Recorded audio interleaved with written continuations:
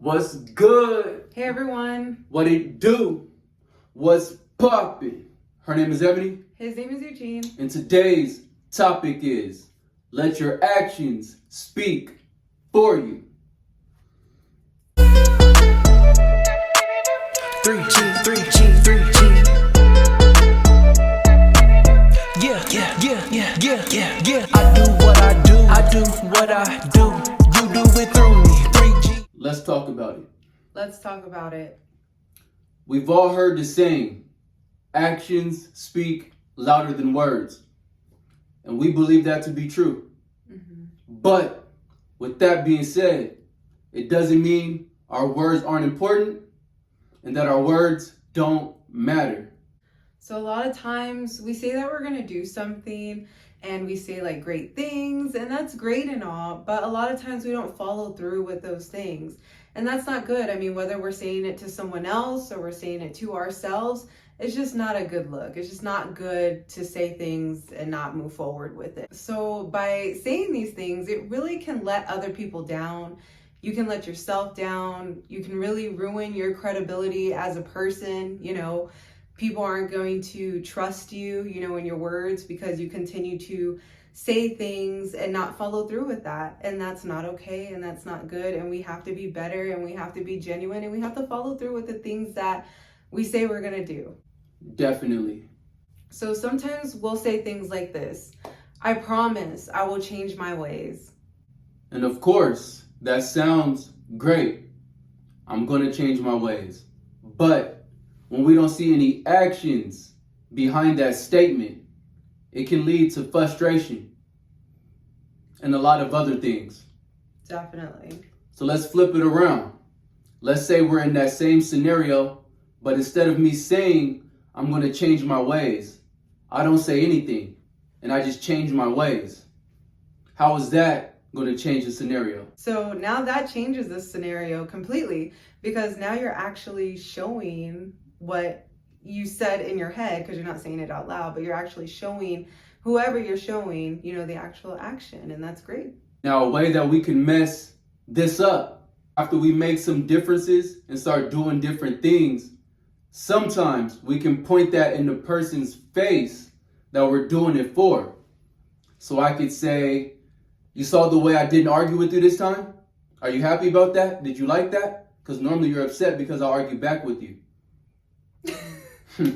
So saying something like that could almost ruin the action or actions that we just did. Definitely. Just do it and keep it moving if you're deciding not to communicate it. Another example is, I'll make sure I'll be home at this specific time. And then we don't make it home at that specific time. Credibility's gone. Believability's gone. And I just don't trust your words anymore. So now let's flip it. Let's say I don't say what time I'm coming home, but I make it back on the time that we've agreed to at some point in time. How would that switch the scenario? That definitely switches the scenario completely again, because I'm already expecting you to be home at a certain time and you're coming home at that time. Now, keep in mind, by not communicating, that could lead to some miscommunication. That could lead to her calling and asking me what time I'm going to be home. So in this scenario, we see, although we did the actions, sometimes not communicating can still lead to some issues that we want to try to alleviate as much as possible. Another example is, I'll make sure that I complete this project before the deadline. Sounds great. Unless you don't complete it by the deadline without further communication. More frustration, more doubt, untrustworthy. So let's say I don't say what time I'm going to have it done. I don't agree to a specific set time or date, but yet I complete it within a great time, within a reasonable amount of time, or within the time frame that it needs to be done. How is that going to change the scenario? It's going to change it dramatically. We're going to be like, well done. Like, thank you for getting this project done on time and it looks poppin'. Exactly. Now, you may get a few questions in between that starting time and finishing time if we don't communicate at all. But the results are going to speak for themselves. So as we can see, both are needed. Actions, most definitely, and words as well. Mm-hmm. And actually, they work best when they work together and when they're in alignment. So not only am I telling you what I'm going to do, what I'm not going to do, when it's going to be done, but the actions are lining up with it as well. Yes. Now that's how you build credibility. It is. That's how you build trust. And that's also a way that you can alleviate some of the miscommunications, some of the letdowns, and some of the disappointments within our relationships. Yes. So let's switch it all the way around and let's make it more personal. So, how would you respond if I told you every day that I loved you, but there was never any actions behind it? I wouldn't be feeling it at all. I would feel bad. I would feel like you're just talking and it doesn't mean anything. Like you're saying this, but I don't see the action. You know, I would literally say that I don't see the action. I mean, that's great that you're saying it. I'm actually happy that you're saying it, but you're not following through with what you're saying. So we need to change some things.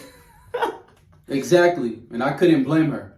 So let's flip the scenario. So let's say I never expressed or told you that I love you, but I showed actions every day showing you that I love you.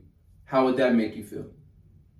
So I would definitely prefer that over, not having any of the loving action. So that would make me feel much better, because he's actually showing me that he loves me. Now, I would like to hear it as well, but again, I would rather have that than you telling me that you love me and then nothing is happening. So as we can see, in our relationship, in our example, she would prefer the actions over just the words if they had to be separate. Mm-hmm. But neither one is going to fully fill the void that your partner may be experiencing. Now, of course, every relationship, it might be a little different. Mm-hmm. We can't put a specific percentage like it's 60% actions, 40% words. Like that's just not a reasonable thing to do. But within you and your relationship, with you and your spouse, that's something you guys can talk about. Yes. That's something you can develop a formula that works for you. She might say, I need to hear it more from you. If you're at a 60-40, I'm going to need it to be more like a 55-45. And that's understandable. And for my scenario, I'm more of an action-based individual.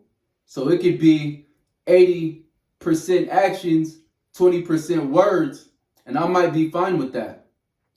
But it's just good to talk with your spouse and see where they're at. Yeah. What they need from you. Yeah. And what do they prefer. Yeah. And you guys can come to a medium, come to agreement on what you guys need from each other. It's the best advice that we can give you. Figure out what works for you. Adjust as needed through the different seasons that we go through in life. And just aspire to be better and do better for yourself and your significant other. So, with that being said, actions speak louder than words, but the words still matter. They do. And we're not going to make this longer than it needs to be. If you're feeling the vibe, like and subscribe. And if you ain't, leave us a action thumbs up. That'll work. And we out. Bye.